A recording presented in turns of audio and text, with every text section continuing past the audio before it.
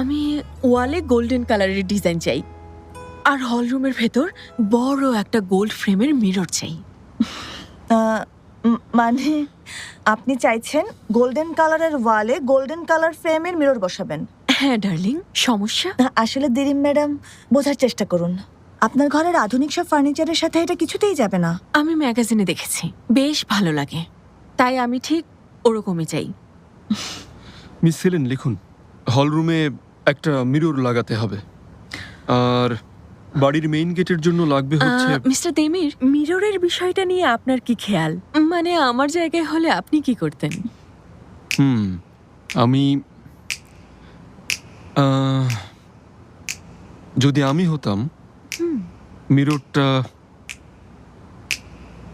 হলে না বেডরুমের সিলিংয়ে লাগাতাম।